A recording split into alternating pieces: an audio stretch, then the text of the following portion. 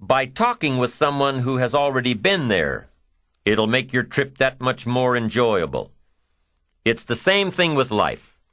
By listening to those who are farther along in the journey you are interested in taking, and learning from their successes and failures, you just might pick up something that will make your journey that much better. Listening to the stories of others can be motivating, captivating. They can provide that extra push you've been looking for. They can demonstrate what the power of ambition is truly all about. They've been there. Their knowledge is valuable. And when you use that knowledge and motivation to take action, you'll gain momentum. Eventually, you will find that the key to motivation, true motivation, is right there inside you. You won't have to look elsewhere to get pumped up, turned on, charged up. With the right knowledge behind you, you will learn how to motivate yourself. With the right knowledge, you will find yourself becoming inspired on your own, by your own learning, by your own discovering. You won't have to hope that somebody comes along to turn you on in the morning. They might not show up. You'll find that your journey of pursuit is the best alarm clock in the world. So let's go on to determine the 6 steps for building your ambition. We'll begin on side 2.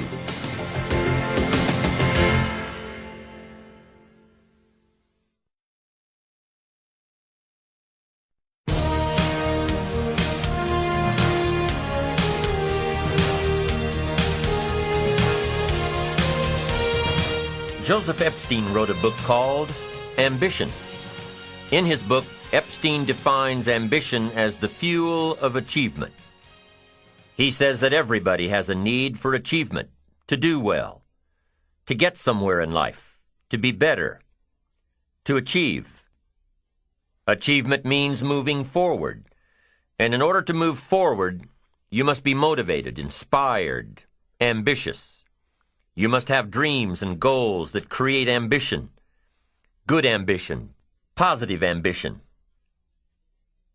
Now, ambition does not mean being greedy. It does not mean being selfish. It does not mean getting ahead at the expense of others. Ambition is not greed.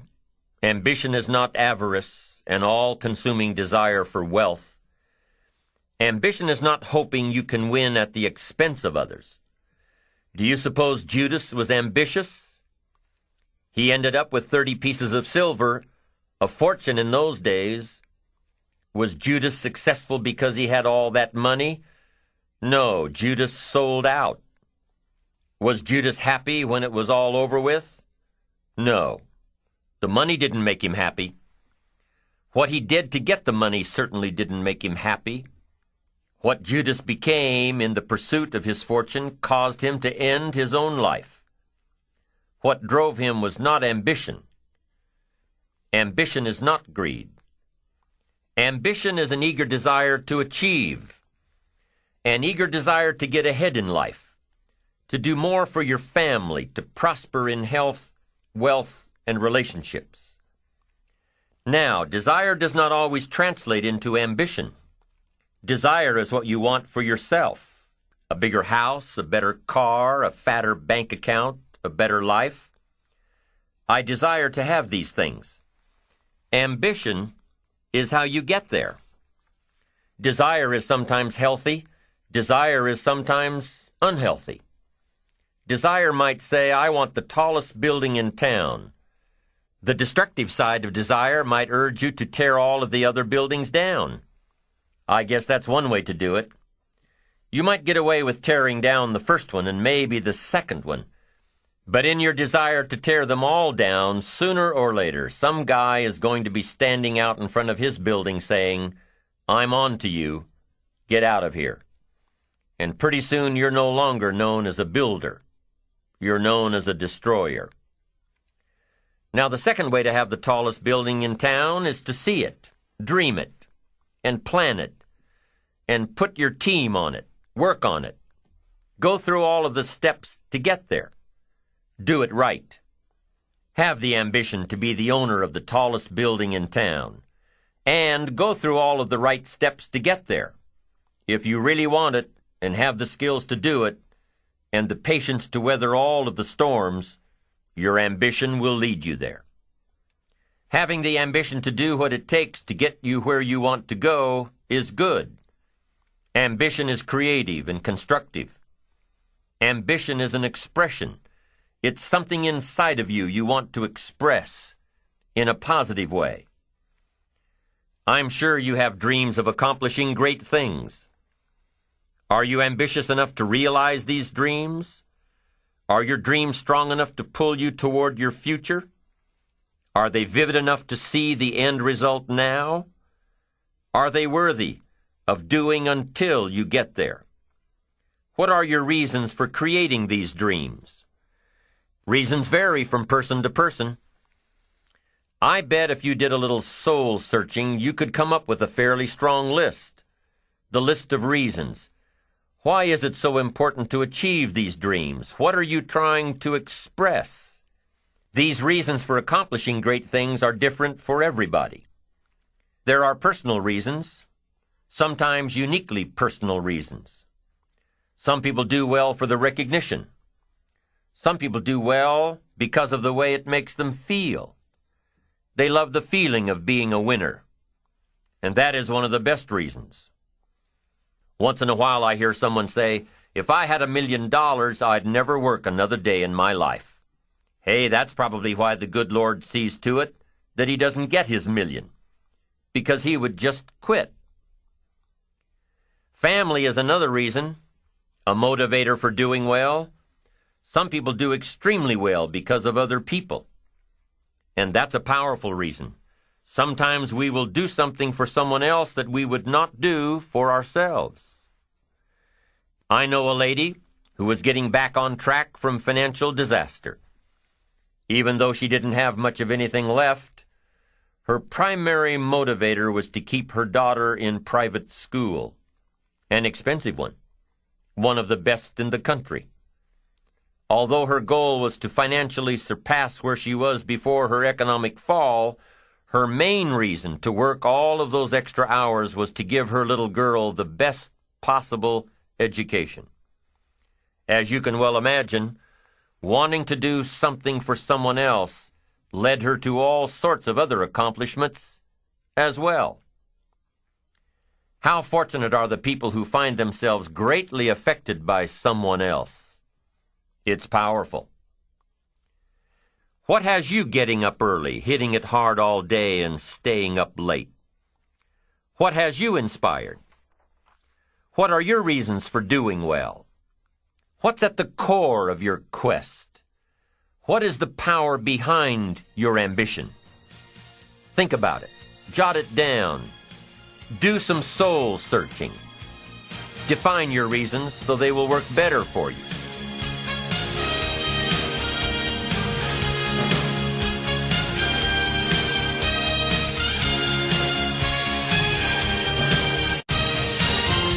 So now we have determined that it's in your best self-interest to be ambitious. Self-interest, self-preservation. As human beings, we can't help but be interested in our own self-preservation. We can't help but be self-interested. It's one of the strongest urges we have.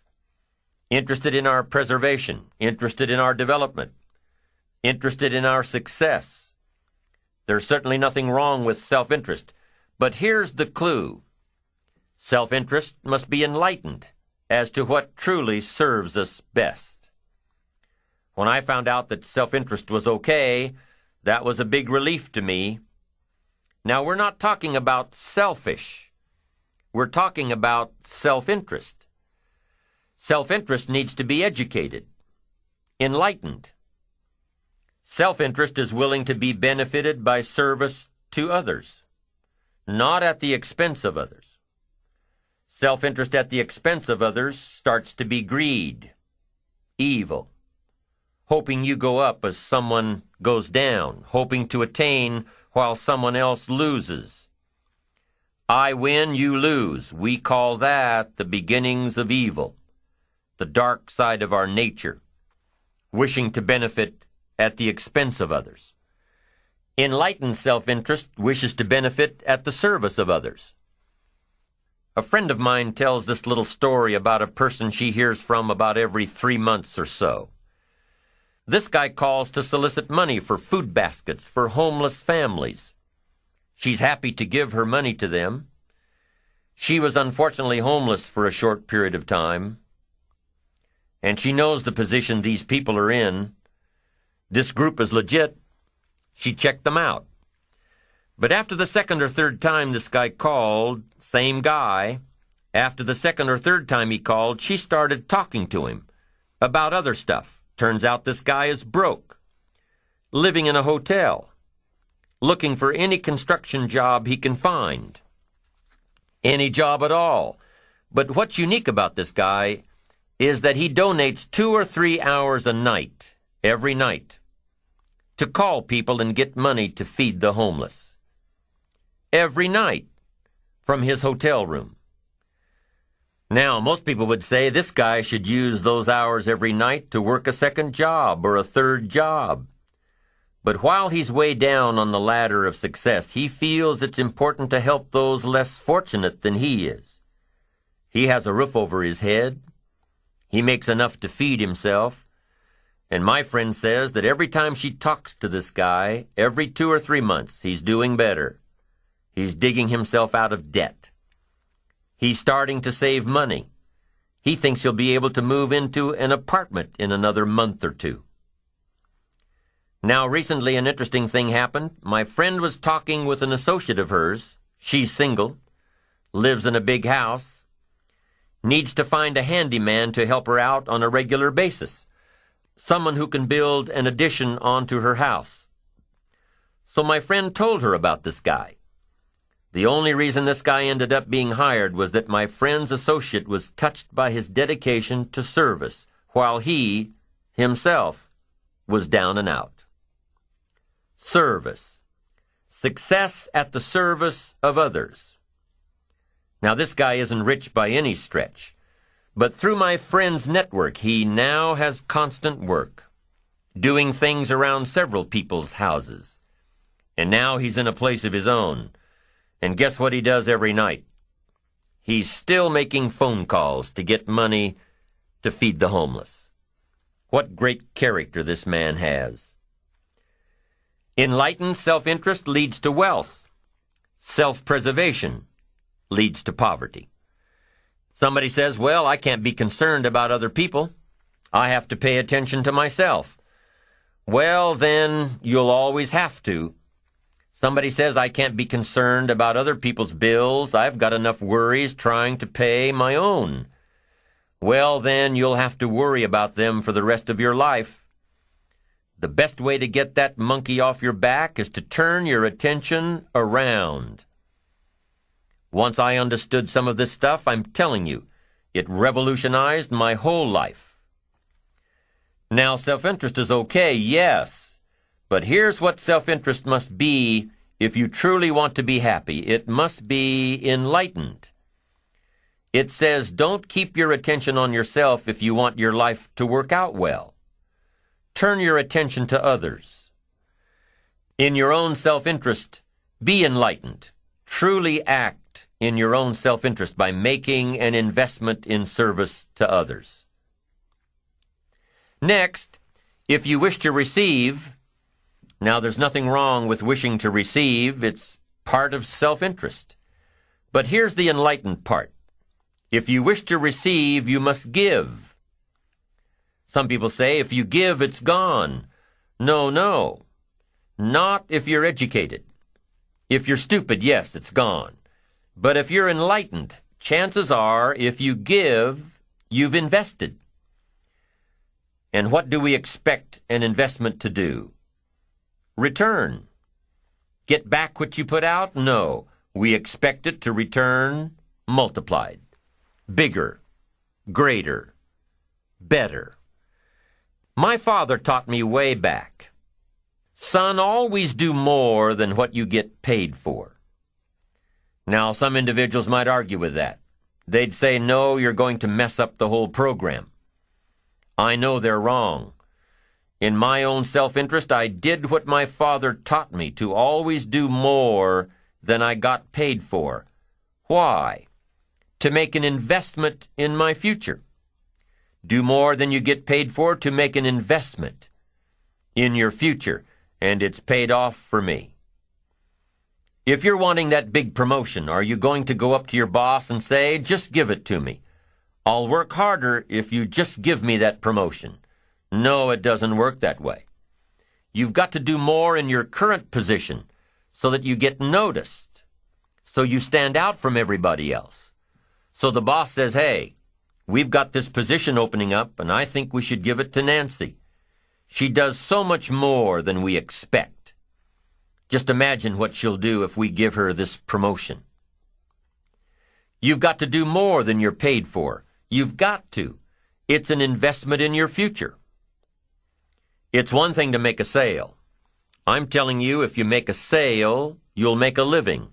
If you go beyond making the sale and serve people by keeping in touch, calling them before they call you, writing a thank you note, sales will lead to multiple sales. You can make a fortune if the customer is well taken care of. People who are well taken care of will open doors you can't get through by yourself. All of us have found ways to make a living. What got interesting for me early on was to figure out ways to make a fortune. You'd say, "Well, Mr. Rohn, how would I deserve to make a fortune?" It's easy. Render fortunes of service. People will do things you cannot believe for people who give them good service. Here's one of the greatest gifts you can give anybody, the gift of attention. In return, they will do extraordinary things for your career, take you by the hand, and lead you to more people than you could meet by yourself. Always do more than you get paid for. Next, in enlightened self-interest, life responds to deserve, not need. Life responds to deserve, not need. Life was not designed to give us what we need. Life was designed to give us what we deserve. What we deserve. Once you understand that little life principle in your own self-interest, I'm telling you, it's life-changing. The ancient law does not go like this: if you need, you will reap. No, it doesn't work that way. A lot of people out there are hoping it works that way, but no, it doesn't. The ancient law goes like this: if you plant, you will reap. If you sow, you will reap. Somebody says, "Well, I really need to reap." Well, then you really need to plant in your own self-interest. Your own self-interest needs to be educated in how to plant, how to do it so everybody wins, because life doesn't respond to need. You can't go to the soil and say, "I need a crop." The soil just smiles at you. And here's what the soil says: "Don't bring me your need, bring me some seed. Bring me some effort. Bring me some discipline. Bring me some interest. Bring me some service. Bring me these things, and I'll return to you multiplied by 2 times, 5 times, 10 times. You can't come with need. You've got to come with seed. You've got to come with willingness. You've got to come with skills. You've got to be willing to learn, willing to change, willing to grow, willing to put yourself out, willing to stand up to the bad weather, willing to pull out the weeds, willing to nurture. That's the only way you get a return. Once you understand these principles, self-interest now truly becomes an exciting challenge, making sure everybody wins. Enlightened self-interest makes sure that everybody wins. Now here's another one. If you want to find, you must search. And if you search, you will find. In order to find, you must search. You must go to church. You must go to the seminar. You must go to the library.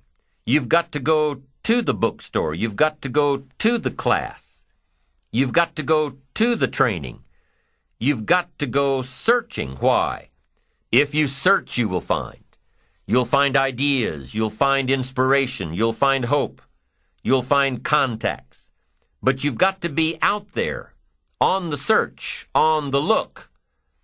Life reserves its treasures for those who deserve it, not those who need it.